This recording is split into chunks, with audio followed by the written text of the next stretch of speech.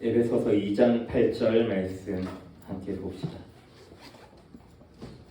신약성경 311쪽쯤에 있습니다. 에베소서 2장 8절 우리 한 절 말씀 함께 나누겠습니다.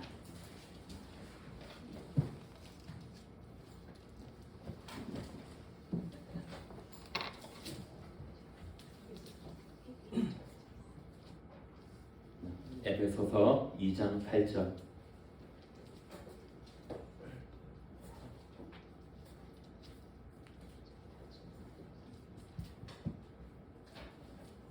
자, 우리 한 절 말씀 함께 읽읍시다. 시작.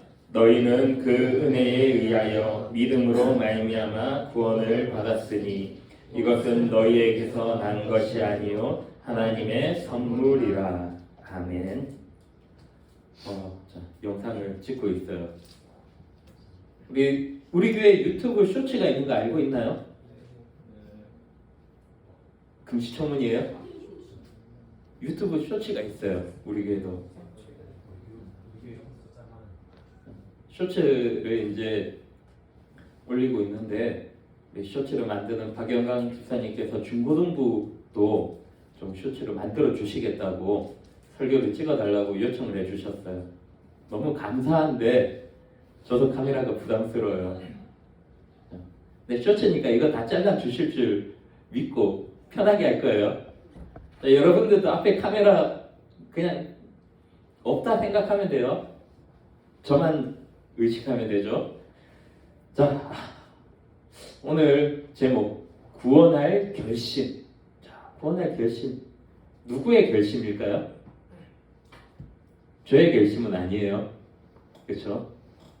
저는 결심할 능력이 없어요. 자, 우리 구원할 결심 함께 말씀을 통해서 은혜를 나누길 소망합니다. 여러분도 혹시 죽을 뻔했던 경험이 있나요? 난 정말 죽을 뻔했어요. 그냥 뭐 시험이 힘들어서 죽을 뻔했어요. 숙제가 너무 많아서 죽을 뻔했어요. 아니면 배가 불러 죽을 뻔했어요. 이런 거 말고 배고파 죽을 뻔했어요. 이런 거 말고 진심으로 목숨이 정말 위험에 처했던 경험 있나요? 있나요, 아주님? 한 번 정도 기억나는 거? 교통사고. 그래도 건강하게 살아있네요. 감사하죠. 저도 죽을 뻔한 경험이 있어요. 여러분들한테는 전설과 같은 태풍이죠. 루사라는 태풍 들어봤나요? 역대 세 번째 세 손가락 안에 들어가는 태풍이에요. 사라, 루사, 매니. 굉장히 이렇게 무시무시한 태풍이었는데 이 루사 태풍은 여러분들 중에서 경험한 사람이 없어요. 우리 문영쌤 빼고 2002년도에 지나간 태풍이에요. 통영에서 올라와서 저기 강원도 동해 쪽으로 빠져나갔던 이 지역도 완전 관통을 했어요. 근데 이야기 들어보니까 이 경사는 축복받는 땅이라 아무 피해가 없었대요. 제가 그때 여러분은 태어나지도 않았을 그때 저는 울진에서 군생활을 하고 있었어요. 군인으로. 근데 제가 검무소에 있었는데 산골에 있는 검무소였어요. 앞뒤 양옆으로 난리가 났어요. 검무소 건너편 집이 있는데 그 집에 바로 뒤에가 계곡이었어요. 계곡에 이렇게 흙을 축대로 쌓아서 그 위에 집을 지어놨는데 굉장히 멋지게 집을 잘 지어놨었어요. 근데 그 비가 얼마나 많이 오는지 뒤에 계곡이 범람을 한 거예요. 계곡물이 축대의 흙을 계속 쓸어가는 거예요. 뒷마당이 이만큼 넓었는데 시시각각 자꾸 좁아지고 있어요. 점점 좁아지면 어떻게 되나요? 조금만 더 물이 차오르면은 집이 무너져 버려요. 왜? 뒷마당이 사라지니까. 앞집에서는 이게 난리예요. 뒤에는 산이었는데 산 위에 할머니가 한 분 살고 계셨어요.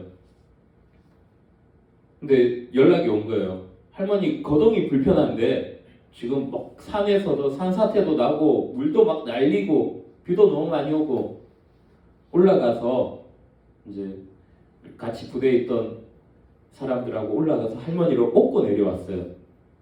업고 딱 내려오는데 작은 돌다리가 하나 있었거든요. 우리가 건너자마자 이 돌다리가 물살에 무너져 버렸어요. 다리가 딱 무너지면서 물이 다리에 막히면서 옆으로 삥 돌더니 옆에 있던 집이 한 채 있었거든요. 그 집으로 딱 들어가자마자 5초 만에 집이 사라져요. 그런 마법. 양옆으로 도로가 쭉 나 있는데 지금도 있어요. 36번 국도라고 울진에서 봉화 가는 도로가 있는데 산사태가 중간중간 나는 거예요. 차들이 지나가다가 이 산사태가 산에서 쭉 토사가 밀려오니까 갇혀버려요. 그러면은 안 빼주면 또 산사태 나는데 또 내려오거든요. 차가 점점 밀려서 옆에 계곡에 빠지면은 큰일 나겠죠. 그래서 삽 들고 가서 차 앞뒤로 이렇게 흙을 파줘야 돼요. 그래서 그걸 막 파고 이렇게 걸어서 나오면은 우리가 좀 전에 걸어오던 그 길에 다시 또 산사태가 나 있어요. 정말 한 10초만 늦어도 산사태에 휩쓸려서 계곡으로 떨어질 수 있는 산에 있던 무덤들이 다 막 유실되면서 뼈가 막 여기저기 뒹굴고 굉장히 무서웠어요. 그런 상황, 내가 정말 죽을 수도 있겠다. 근데 죽음이 두렵지는 않았어요. 그때 군대에서 죽으면 순직이니까, 나라를 지킨 영웅이니까 그런 거에는 관심이 없었고, 저는 그때도 믿음이 충만했어요. 나에게 천국이 있으니까. 여러분들 이런 믿음이 있기를 축복합니다. 우리 당장 죽어도 걱정이 없어요. 왜? 우리에게 더 좋은 천국이 있으니까. 그래서 죽으면 걱정을 안 했어요. 그런데 신대원을 다니면서 죽음에 대해서 다시 한번 생각했어요. 울산에 있을 때인데, 신대원 다닐 때는 울산에서 전도사를 할 때 울산에서 천안까지 한 3시간 반 거리예요. 월요일 낮에 천안에 올라가서 금요일 오후에 다시 울산으로 오는 거예요. 주중에 학교에서 공부하고, 우리 전도사님처럼 주중에 학교에서 열심히 공부하고 금요일 날 오면은 저녁에 바로 금요 기도회 설교하고, 토요일 주일 하루 종일 사역하고, 월요일 낮에 다시 천안 가야지 돼요. 근데 굉장히 피곤한 삶이에요. 근데 운전하다 보면은, 고속도로 다니면은 그 교통사고를 생각보다 많이 봐요. 교통사고 난 상황들을 보고 휴게소에 들어가면 또 졸음운전, 이거 경각심을 일깨워준다고 졸음운전의 사고 사진을 굉장히 많이 붙여놔요. 휴게소 다녀보면 이런 사진들이 있는 걸 보게 되는데 무시무시하더라고요.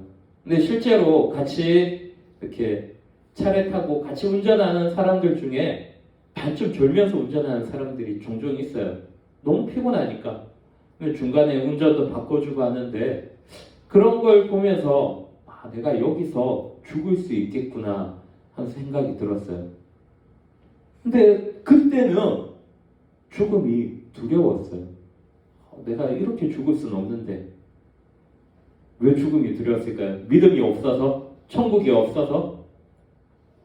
천국이 없어서가 아니라 천국은 믿어요. 네. 내가 이렇게 죽으면, 신대원 가다가 죽으면 순교인가 아닌가 고민이 되는 거예요. 신대원 가다 교통사고가 나서 죽었다? 순교일까 아닐까? 굉장히 이거는 유익하지 못한, 다른 사람들 순교를 인정 안 해줄 것 같아요. 신대원 올라가다 졸음운전으로 죽었다가 굉장히 불명예스러운 것 같아요. 그래서 죽음에 대해서 다시 한번 생각을 해보았어요. 그때 마침, 그때 제가 참 지금도 존경하는 인물 중에 손양원 목사님이라고 있거든요. 6.25 때 순교를 당하신 손양원 목사님이 계시는데, 이 손양원 목사님의 마지막 설교의 제목이 이거였어요. 잘 죽자. 이 설교가 굉장히 감동이 됐어요. 잘 죽자. 그래. 한 번밖에 없는 죽음. 두 번 못 죽잖아요. 우리는 한 번 죽잖아요. 내가 한 번 죽을 거 잘 죽어야 되겠다. 헛된 데에서 쓸데없이 죽음으로 내 죽음을 낭비하기보다는 정말 하나님께 영광이 되는 순교의 자리로 가야지 되겠다. 하나님 부르시면 편안하게 죽던지 아니면 순교의 자리에서 죽던지 쓸데없이 교통사고 아니면 정말 엄한 데서 놀다가 죽었더라. 유익하지 못하잖아요. 이 죽음에 대해서 고민을 하게 되었어요. 여러분들은 어떻습니까? 죽음에 대해서 생각을 해보았나요? 여러분들한테 죽음은 어떤 의미인가요? 죽음 이후의 세상에 대해서 생각해 보았나요? 자, 한번 질문해 볼까요? 오늘 밤에 죽으면 여러분들 어디가 있을까요? 천국, 지옥. 손 들어볼까요? 부담스럽죠? 자, 마음으로 손을 들어봅시다. 나는 천국. 나는 지옥. 자, 눈빛을 보니, 흔들리는 눈빛을 보니 지옥이 조금 더 많은 것 같아요. 그렇죠? 왜 지옥이 많나요? 자신에 대해서 두려운 거예요. 저는 천국일까요? 지옥일까요? 저는 천국에 간다고 확신해요. 네, 여러분들보다는 더 나은 삶을 살아서 그런가요? 여러분들보다 훨씬 더 제가 더 도덕적으로, 율법적으로, 말씀 성경적으로 더 위대한 삶을 살고 있나요? 저는 확신하지 못해요. 나이가 많다고 더 좋은 삶을 살지 않아요. 더 도덕적인 삶을 살지 않아요. 하나님 앞에서는 똑같아요. 우리는 다 죄인이에요. 비행기를 타고 올라가면 높은 산과 낮은 산이 구분이 안 돼요. 그냥 산이 있다 없다만 구분이 돼요. 높은 데서는 항상 똑같아요. 높은 데서 누가 키가 더 큰지 더 작은지 구분할 수 없어요. 똑같아요. 그냥 다 작다예요. 하나님의 관점이 이런 것 같아요. 누구 신앙이 더 좋은가가 아니라 하나님 관점에서는 다 죄인이다. 우리는 하나님 앞에서 다 마이너스의 인생을 살고 있어요. 다 죄인이에요. 늘 얘기하지만 성경은 생각하는 것도 죄라고 말씀해요. 그러면 우리는 죄를 피할 수 없어요. 우리는 다 죄인이에요. 그러면 죄가 있으면 지옥에 갈 건데 왜 저는 천국 간다고 생각하나요? 저의 착각인가요? 저의 착각이 아니라 이게 믿음이에요. 믿음. 왜냐하면 이 믿음을 위해서 예수님께서 구원할 결심을 하신 거예요. 구원할 결심은 우리의 결심이 아니라 예수님의 결심이에요. 예수님은 우리를 구원하기 위해서 구원할 결심을 하셨어요. 예수님의 구원할 결심에는 죽음이 들어가 있어요. 죽음. 예수님의 구원할 결심은 곧 죽음을 결심하는 거예요.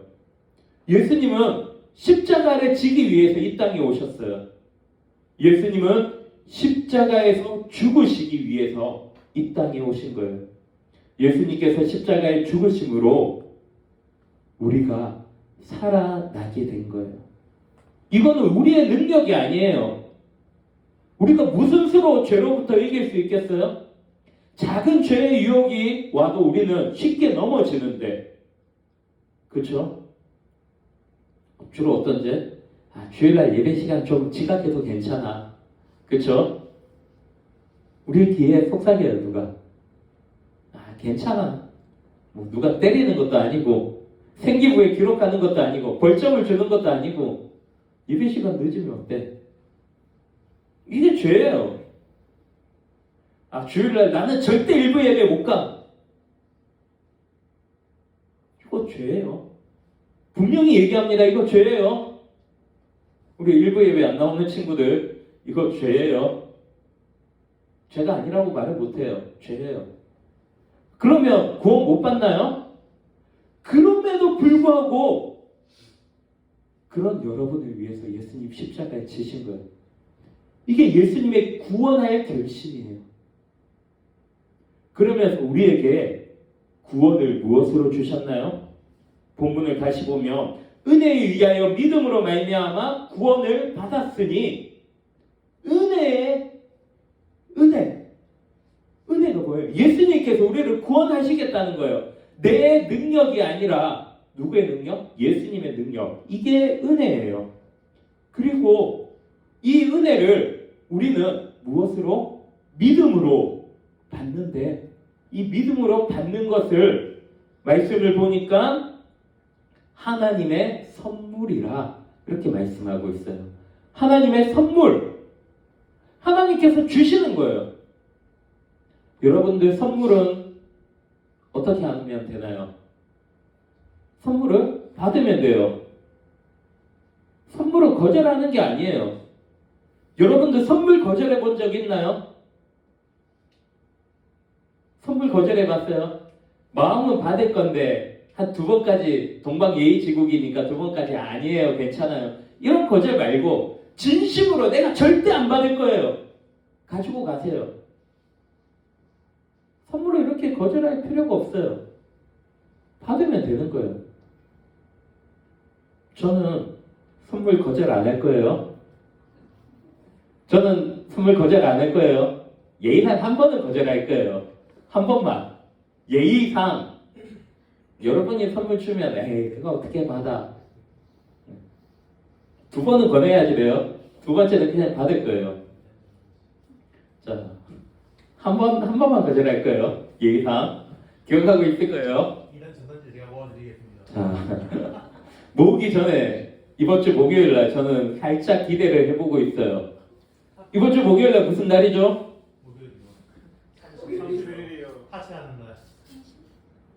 하체하는 날. 같이 하체하러 가야지 되겠네. 무슨 날인지 한번 생각을 해보세요.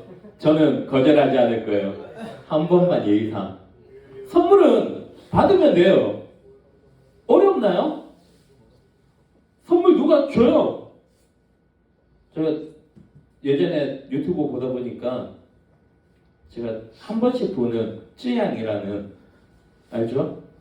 한참 다이어트 할 때 대리만족을 위해서 쯔양을 많이 봤어요. 근데 이 유튜버가 자기 뭐 100만 돌파? 10만 돌파인가? 100만 돌파인가 하면서 선물을 준비했더라고요. 시청자도 지나가면서 질문을 던져서 틀리니까 백화점 상품권 10만 원짜리를 주더라고요. 틀렸는데 자기 채널 안 보는데도 물어보고 저 하세요 질문 드릴게요 해서 못 맞췄는데 10만 원짜리를 줘요. 아, 이 사람 대단하다. 틀려도 그냥 주니까 어떻게 해요? 감사합니다 하고 받으면 돼요. 맞추니까 아이패드를 가방에서 꺼내더라고요. 누가 길 가다가 누가 아이패드 주면은 어떻게 해야지 돼요? 아, 안 돼요. 못 받아요. 혹시나 다른 흑심이 있어서 주는 거라면은 우리가 이건 선물이 아니라 뇌물이 되고 선물이 아니라 유혹이 되니까 그러니까 고민해야 되는데 확실하게 이건 선물이다 싶으면 어떻게 해요? 받으면 돼요. 확실한 선물. 집에서 부모님이 딱 학교 갔다 왔는데 아이패드를 선물로 사놓고 자 이거 선물이야.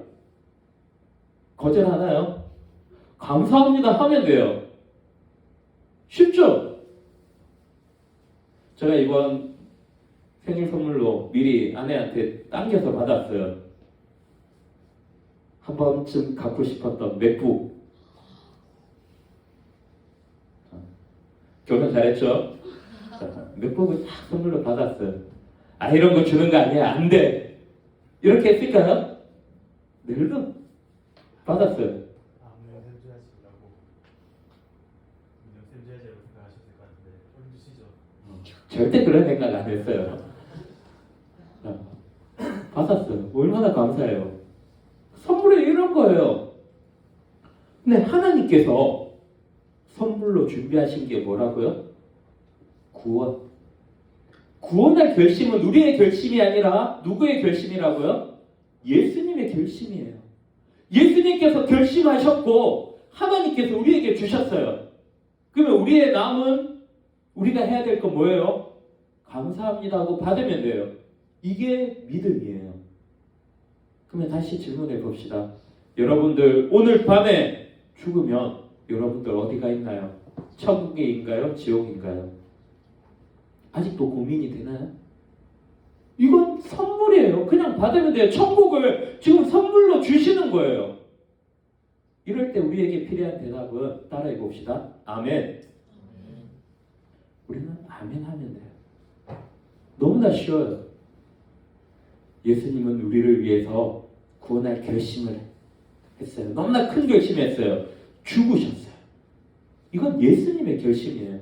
우리가 예수님을 믿는다는 것은 나에게 큰 결심이 필요한 것이 아니라 아멘하고 감사합니다 하고 받기만 하면 돼요. 이게 우리의 믿음의 첫걸음이에요. 쉽나요? 어렵나요? 지금 다 쉽죠? 너무 쉬워요. 이거 못하는 사람은 아무도 없어요. 그렇죠, 은비야? 할 수 있죠? 이게 우리의 믿음이에요. 그러면 우리가 이제 고민할 거는 아까 저의 고민처럼 어떻게 죽을 것인가를 고민하면 돼요. 이미 천국은 우리가 확보한 거예요. 내가 어떻게 하면 좀 더 멋지게, 좀 더 하나님께 영광이 되도록. 그래서 많은 목사님들의 소망이 이거예요. 주일날 예배 시간에 예배를 딱 드리고 하나님 앞에 영광스럽게 예배를 드리고 편안하게 죽음을 맞이하는 것. 많은 목사님들의 소망이에요. 저의 소망도 똑같아요. 순교자의 자리로 나아가던가 아니면 순교를 시키지 않으실 거면 편안하게 하나님 앞에서 하나님의 부름을 받는 거예요. 쓸데없는 곳에서 놀다가 죽는 죽음이 아니라 여러분들 우리는 구원을 받았어요. 그 다음 결단은 여러분들의 몫이지만 구원할 결심은 예수님의 몫이고 예수님은 우리에게 하나님은 우리에게 이미 선물을 주셨어요. 이 구원의 선물을 기억하여 날마다 구원받은 삶을 살아가는 우리 모두가 되기를 간절히 소망합니다.